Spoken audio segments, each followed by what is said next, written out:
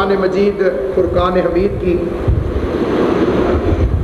ایک آیت کو تلاوت کر کے 70 آیات کی تلاوت کا ثواب حاصل کیا. جنہیں بات سمجھ آئی ہے خدا انہیں سلامت رکھے، جنہیں بات سمجھ نہیں آئی انہیں تشریح کرنا چاہتا ہوں کہ 11 مہینے میں ایک آیت کی تلاوت کا ثواب ایک آیت کے برابر. اس مہینے کے اندر اگر کوئی ایک آیت کی تلاوت کرے تو اللہ اسے 70 آیتوں کی تلاوت کا ثواب عطا کرے. جنہیں بات سمجھ آ گئی ہے انہیں اگلے فکرے کا لطف آئے گا. 11 مہینے ایک دفعہ یا علی کہو، ایک ختم قرآن کا ثواب.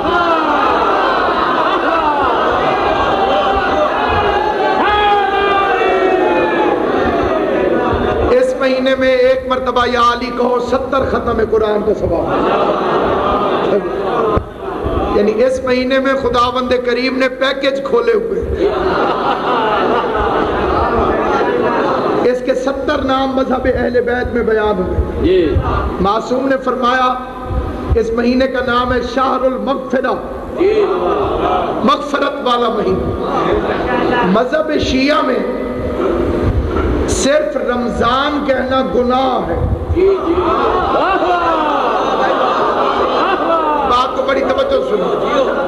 اگر کوئی کہے کہ رمضان آ گیا، رمضان چلا گیا، آج رمضان کا 21واں روزہ ہے، مذہب اہل بیت میں ایسا کہنا جرم ہے، اور جو ایک دفعہ یہ جرم کرے اسے اس کے کفارے کے طور پر ایک روزہ رکھنا پڑے.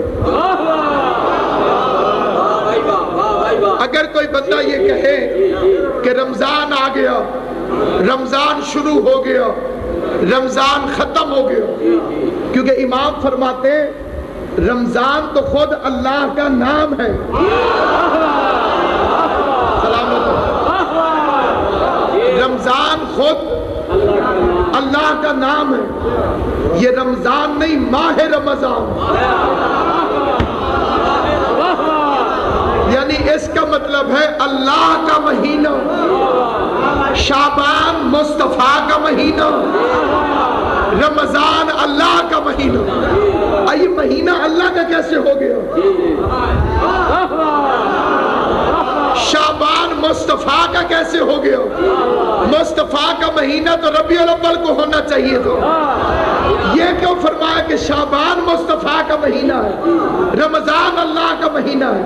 تو اہل ولا کے لیے یہ فکرہ آسان ہے. 3 شعبان کو بیٹا آیا، شعبان مصطفیٰ کا ہو گیا. 21 رمضان کو علی گیا، رمضان اللہ کا ہو گیا.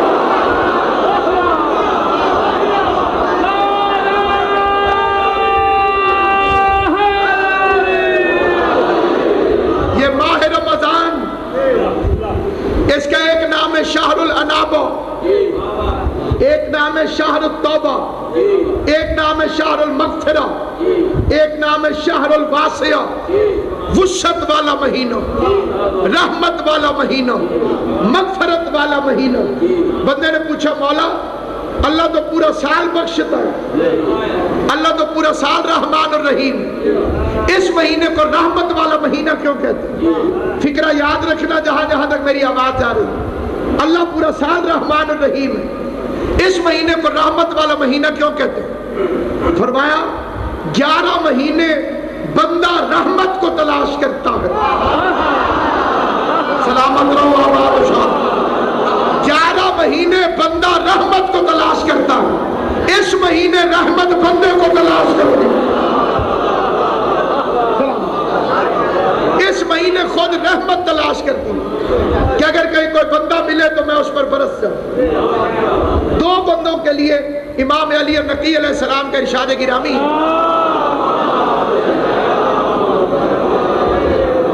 فرمایا 2 بندے بدبخت ہیں. ان کے نزدیک 2 بندے بدبخت ہیں. روایت میں لفظ ہے، وہ صحیح روایت پڑھتا ہوں، پوری پڑھتا ہوں. 3 لوگ بدبخت ہیں. اب اس میں میرا کوئی قصور نہیں، رسول نے اتنے ہی فرمائے.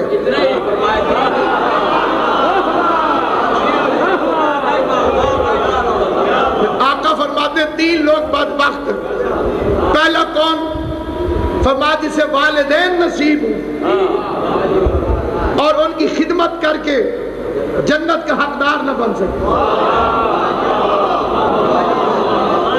ماں اور باپ نصیب ہو اور خدمت کر کے انہیں راضی کر کے حقدار جنت نہ بنے تو بدبخت. اور 3 چیزوں میں مذہب کی کوئی قد غم نہیں. 3 چیزیں ایسی ہیں جن میں مذہب کی کوئی رکاوٹ نہیں. پہلے مہمان. یہودی بھی ہے تو خدمت کر.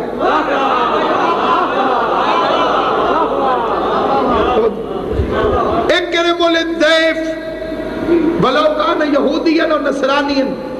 مہمان کی عزت کرو چاہے یہودی ہو چاہے عیسائی.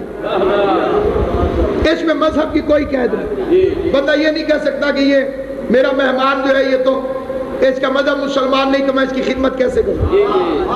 دوسری چیز قرض. یہودی کا بھی دینا ہے تو واپس کر.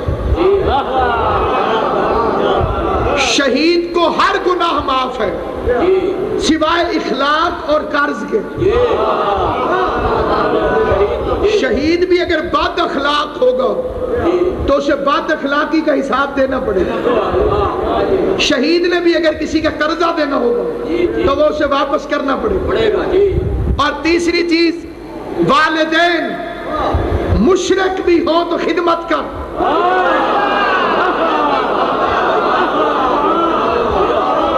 یہ میں مذہب شیعہ بیان کر رہا ہوں آپ کے ساتھ.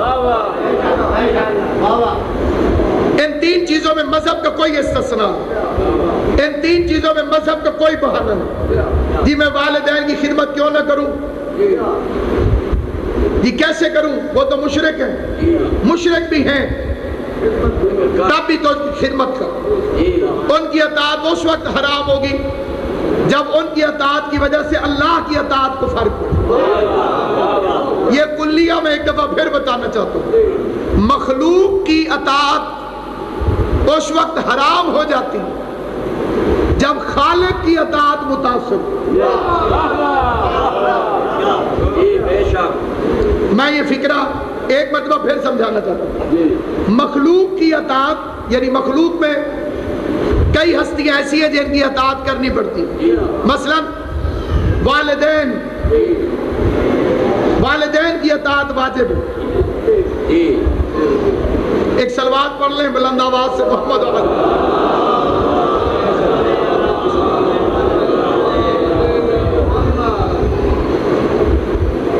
والدین کی اطاعت واجب ہے. دوسری اطاعت استاد کی اطاعت علم کی بنیاد. تیسری اطاعت عالم کی علم کی بنیاد پر. والدین کی اطاعت علماء کے سامنے غرور کرنا اور اکڑنا جاہلوں کی علامت. ایک عالم مسئلہ بتا رہا ہے, بندہ اس سے زیادہ سمجھدار بننے کی کوشش کرے یا تو اپنا علم ثابت کرے, کیونکہ دین کے اندر قیاس نہیں چلتا, دین کے اندر زور نہیں چلتا, دین کے اندر جہالت کی گنجائش نہیں. عالم کی اطاعت کرو, والدین کی اطاعت کرو, استاد کی اطاعت کرو. لیکن یہ اطاعتیں اس وقت حرام ہو جاتی ہیں جب ان کی اطاعت کی وجہ سے اللہ کی اطاعت کو فرق پڑے. میں آسان فکرہ کہہ دوں, مولوی کی اطاعت کرو علم کی وجہ سے. توجہ ہے یا نہیں آپ کو؟ بیوی شوہر کی اطاعت پر اللہ کی طرف سے پابند کی گئی, لیکن شوہر کی اطاعت اس وقت تک کرے گی جب تک اللہ کی اطاعت کو فرق نہ پڑے. اللہ نے فرمایا پردہ کرو, شوہر حکم دے نہ کر. مومنہ ہے تو شوہر کا حکم چھوڑ دے گی, رحمان کی اطاعت کرے گی. اللہ نے کہا علی ولی اللہ پڑھ, کروڑ مولوی کہتا رہے نہ پڑھ. توجہ ہے یا نہیں, غور ہے یا نہیں آپ؟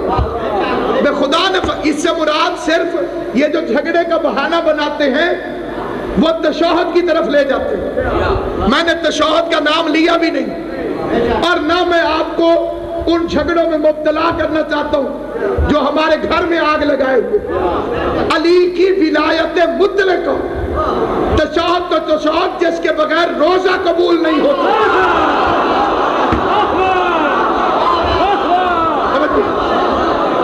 میں روزے کے اندر تو آپ کو کچھ نہیں پڑھنا پڑتا ہوں، اگر علی کی ولایت کا اقرار نہ ہو۔ کئی بندے کہتے ہیں جناب فلاں لوگ تو 10 منٹ پہلے کھول لیتے ہیں، کوشش کرو گھنٹہ پہلے کھولیں،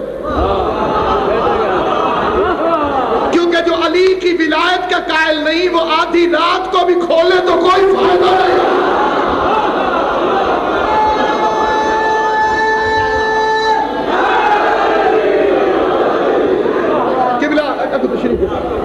روزے کا تعلق وقت سے نہیں ہے،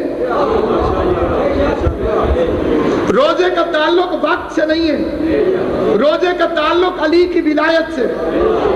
امام صادق نے فرمایا،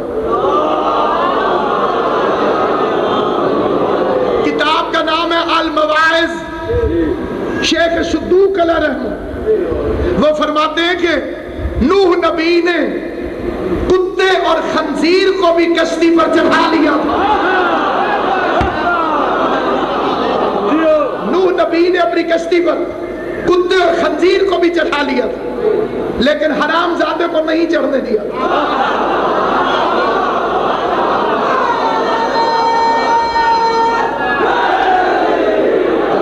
چہرے بھی دیکھوں گا، فکرہ بھی پڑھوں گا۔ نوح نبی نے کتے اور خنزیر کو بھی کشتی پر چڑھا لیا، لیکن حرام زادے کو نہیں چڑھایا۔ اور امام فرماتے ہیں علی کی ولایت کا منکر تو حرام زادے سے بھی زیادہ ہوتا ہے۔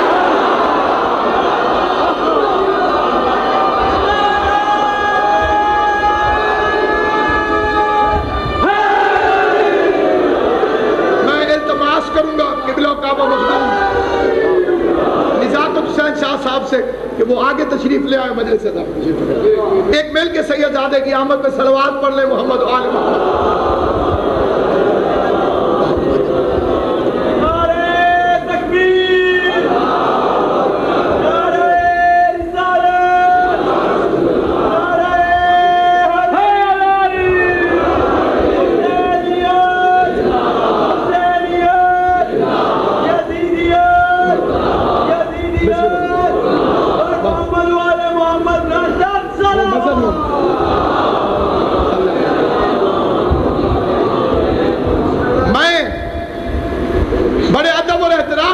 یہ فکر عرض کرنا چاہتا ہوں کہ سامعین گرامی، قبولیت روزہ کا تعلق کھولنے اور بند کرنے کے وقت پر نہیں ہے، اور نہ ان باتوں پر جھگڑنے سے کوئی حاصل ہے۔ جسے لیلۃ القدر کے مہینے میں لیل کا ترجمہ سمجھ میں نہ آئے،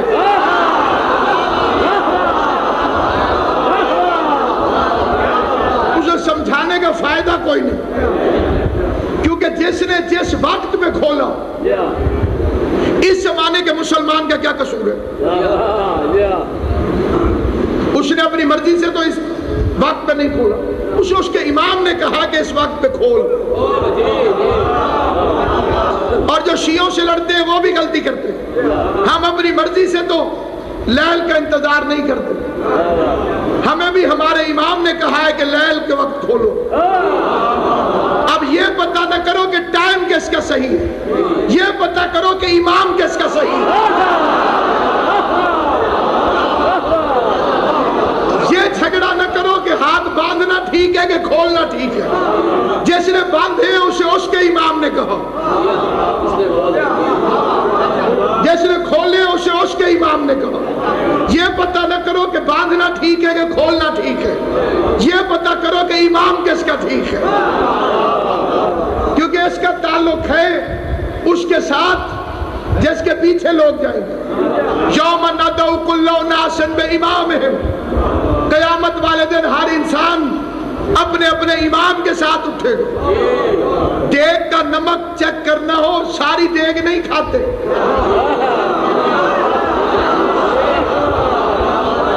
ایک دو چاول چاول کھانے سے پتہ چل جاتا ہے کہ نمک کی مقدار کیا ہے۔ اللہ بھی ہر بندے کو ہو سکتا ہے علیحدہ چیک نہ کرے، امام آتا جائے گا، فیصلے ہوتے جائے گا۔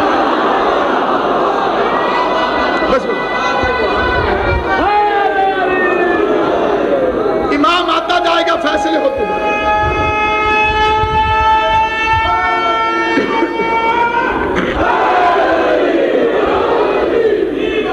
تین لوگ بدبخت ہیں، رسول خدا کی حدیث پڑھ۔ پہلا وہ جسے والدین نصیب ہے، ماں یا باپ نصیب، اور وہ انہیں راضی کر کے جنت نہ حاصل کر، کیونکہ ماں باپ کو ناراض کرنے والا آل محمد کے نزدیک قابل قبول نہیں۔ اس لیے مصطفیٰ فرماتے ہیں انا و علی ابو ھذا الامہ، میں اور علی اس امت کے باپ ہیں۔ توجہ ہے یا نہیں آپ کو؟ وہ باپ جس کا انکار جہنم میں لے جاتا ہے علی ابن ابی طالب ہے۔ انا و علی ابو ھذا الامہ، میں اور علی اس امت کے باپ ہیں۔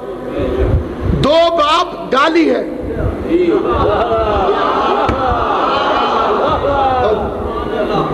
کوئی کہے میرے دو باپ ہیں، یہ گالی ہے۔ پیغمبر فرماتے ہیں میں اور علی اس امت کے دو باپ، میں اور علی، میں اور علی، میں اور علی۔ میں کہتا ہوں یا رسول اللہ ایک آپ بنتے، علی کو کیوں بنائے؟ فرمایا شر میں بنتا تو تم میرے بعد یتیم ہو جاتے۔ جنہوں نے نبی کے بعد علی کو امام نہیں مانا،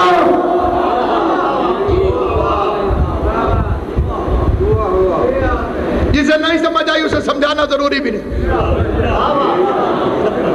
تو سامعین گرامی قدر، دوسرا بدبخت معصوم فرماتے ہیں کہ دوسرا بدبخت وہ ہے کہ جس کے سامنے محمد مصطفیٰ کا نام لیا جائے اور وہ صلوات نہ پڑھے،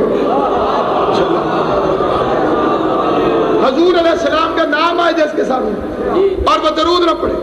تیسرا بدبخت فرمایا جسے ماہ رمضان نصیب ہو۔ سید دادے نے فکرہ فرمایا کہ روزے نہ رکھے، یہ فکرہ نہیں ہے، کیونکہ روزے رکھنا اطاعت نہیں۔ جو ماہ رمضان میں اللہ کو راضی نہ کر سکے، اب آپ میں سے بھی کچھ لوگ پریشان ہو گئے کہ جی اللہ تو راضی ہوتا ہے روزے رکھنے سے، یہ آپ کو کسی نے غلط کہا، صرف روزے رکھنے سے راضی نہیں ہوتا۔ اگر کوئی بندہ بیمار ہو اور روزہ رکھ کے بیٹھ جائے اللہ ناراض ہو جاتا ہے، کیونکہ روزہ تکلیف کا نام نہیں، اللہ کی اطاعت کا نام ہے۔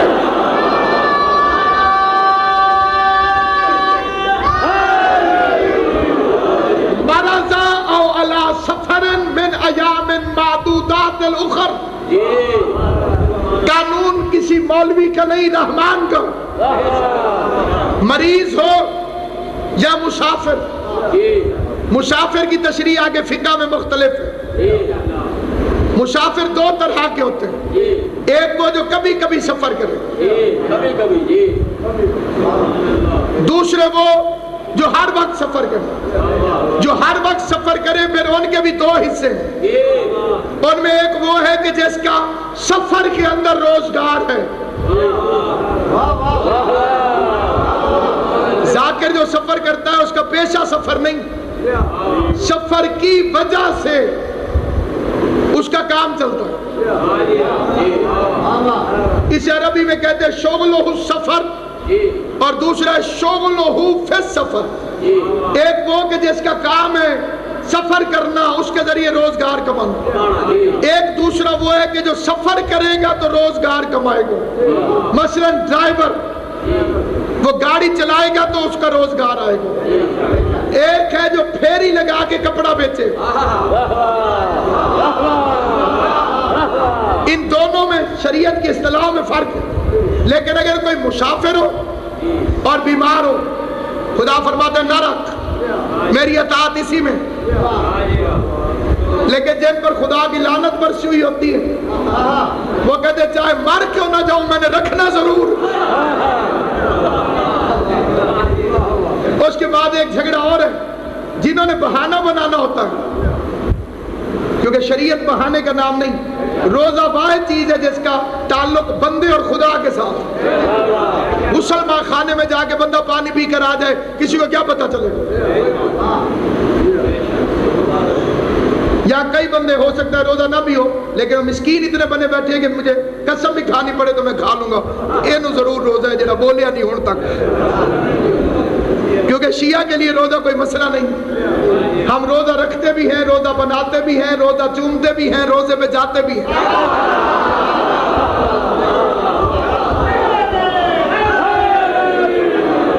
ہماری زندگی کی سب سے بڑی خواہش ہے حسین کا روزہ، کیا میں روزہ مظلوم کی زیارت نصیب ہو. گفتگو طویل نہ ہو، بڑی توجہ چاہتے ہوئے فکر عرض کرنا چاہتا ہوں کہ سامعین گرامی قدر اس میں اختلاف ہے. مثلا ایک ٹیلی ویژن کا پروگرام تو اس میں کافی سارے مولوی صاحبان تشریف فرماتے ہیں. کسی نے سوال کیا کہ بندہ کتنا مریض ہو تو روزہ نہ رکھے، یہ کس طرح پتہ چلے گا کہ یہ اتنا مریض ہو گیا ہے کہ اب روزہ نہ رکھے. ویسے دیکھا جائے تو کون مریض نہیں؟ ہر بندہ ہی کہہ سکتا ہے کہ میں مریض ہوں. میں اس ممبر کی قسم کھا کے کہتا ہوں، سادات الزام تشریف فرمائے قبلہ مخدوم نزاک شاہ جی، ہر مولوی نے کہا جس میں جان کے جانے کا خطرہ ہو، جس مرض میں جان جانے کا خطرہ ہو اس میں روزہ نہ رکھے.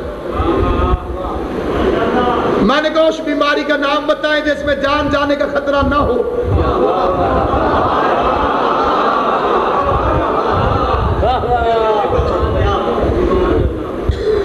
جی میں فوت ہوئیں جی نیت چاہیے ہلکا جی بخار ہوئے تھے جی پتہ ہی نہیں چلے. بندے مرنے پہ آئے تو چکر سے مر جاتے ہیں، نہ مرے تو 6 ہارٹ اٹیک والے میں نے دیکھے. پتہ چلا یہ بندوں کے بنائے ہوئے مذہب ہے. آؤ میں تمہیں اس مذہب کا قانون بتاؤں جو خالق نے نازل کیا، مصطفیٰ نے بیان کیا، 12 علیوں نے جسے نافذ کیا.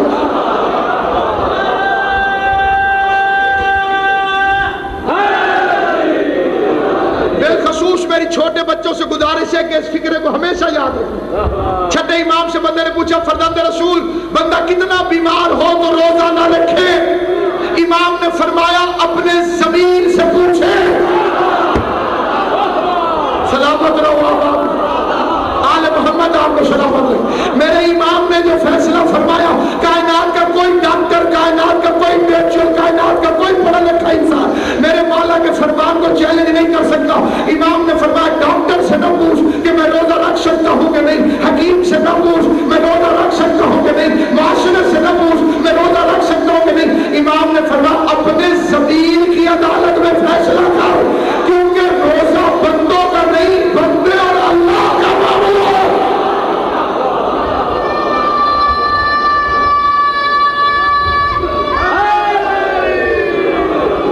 اپنے ضمیر سے پوچھ کہ تو روزہ رکھ سکتا ہے کہ نہیں.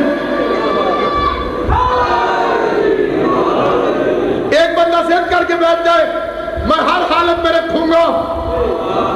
اللہ نے کب کہا ہے؟ صبح کی نماز کتنی رکعت ہے؟ 2 رکعت. اور میرا موڈ اچھا ہو میں 4 رکعت پڑھ جاؤں.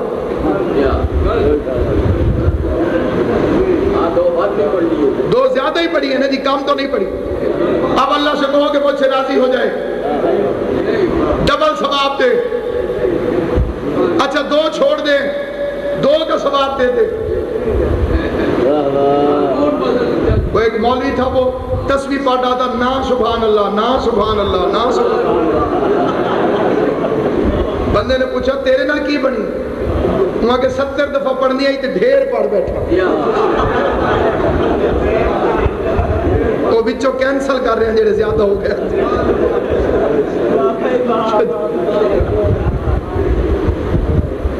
اطاعت پروردگار کا نام ہے عبادت. مغرب کی نماز کتنی رکعت ہے؟ جلدی میں 2 پڑھ کے نکل جاؤں.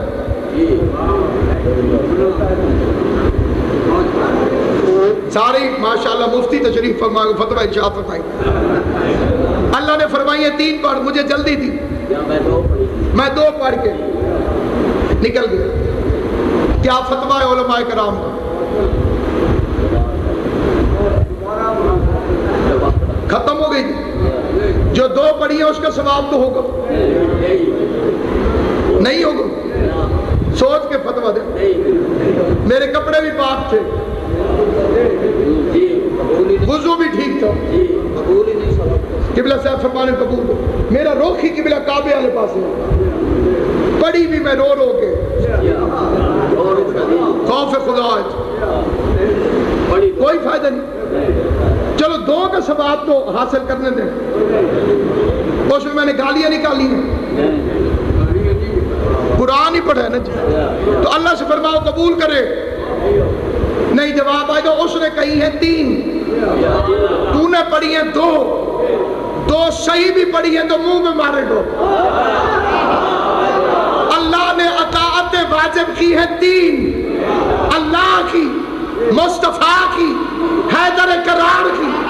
کوئی بڑی نیک نیتی سے اشہد ان لا الہ الا اللہ پڑھے, اشہد ان محمد رسول اللہ پڑھے, لیکن تیسری کو چھوڑ دے, خدا پہلی 2 بھی قبول نہیں ہوگا.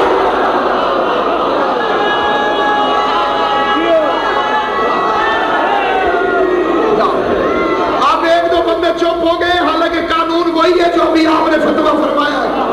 جس طرح مغرب کی 3 واجب ہیں, 2 پڑھنے سے 2 بھی ضائع ہو جاتی ہیں. اسی لیے امام زین العابدین نے فرمایا کہ دنیا میں سب سے افضل ترین جگہ ہے کعبے کے سامنے مقام ابراہیم کے درمیان کی جگہ. اگر کوئی بندہ ساری زندگی اس مقام پر بیٹھ کر عبادت کرتا رہے,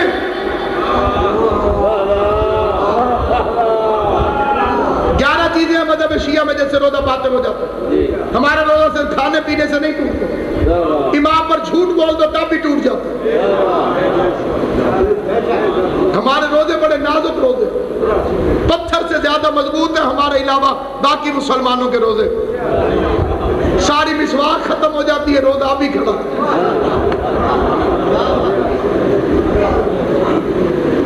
ساری زندگی امام نے فرمایا کوئی بندہ مقام ابراہیم کے پاس بیٹھ کر روزے رکھے, تسبیح عبادت میں گزارے, جانور کی طرح بے جرم سے کوئی ذبح کر دے, زمزم سے غسل دیا جائے, کعبے کے غلاف سے کفن دیا جائے, کعبے کی زمین کو سینٹر سے کھود کے دفن ہو جائے. امام فرماتے ذرے کے برابر بھی علی سے بغض رکھتا ہوا تو جہنم میں جائے. اگر ایک ذرے کے برابر امیر المومنین سے بغض رکھتا ہوں تو جہنم میں جائے.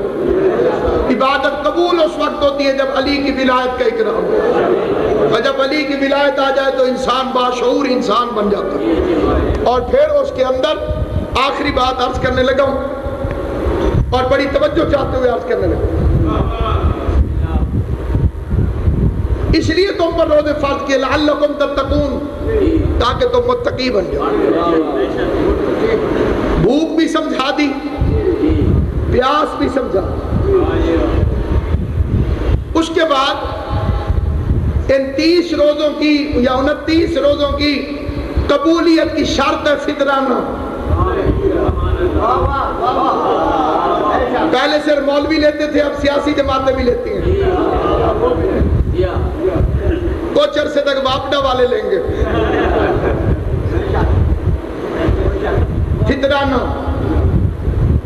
اس کا نام لاکھ مولوی رکھے سیویوں والی عید, اللہ نے اس کا نام رکھا فطر والی عید, عید الفطر. اس کی قبولیت کا دار و مدار ہے فطرانہ, جو تقریباً 70 یا 75 روپے ہوگا. واجب ہوگا چاند نظر آنے کے بعد, جب تک شوال کا چاند نظر نہ آئے. کوئی 1 کروڑ روپیہ بھی دے دے تو وہ 75 روپے واجب باقی رہے. ایک بندہ اتنی خیرات کرے کہ روزانہ خیرات کرے، لیکن جب تک شوال کا چاند طلوع نہ ہو فطرانہ واجب نہیں ہوتا۔ اس کی بھی ادائیگی کا ٹائم ہے، جیسے فجر کی نماز کا ٹائم ہے، جیسے ظہر اثر کی نماز کا ٹائم ہے، جیسے مغرب عشاء کی نماز کا ٹائم ہے۔ اس کا ٹائم ہے جب شوال کا چاند نظر آ جائے اور عید نماز شروع ہونے سے پہلے۔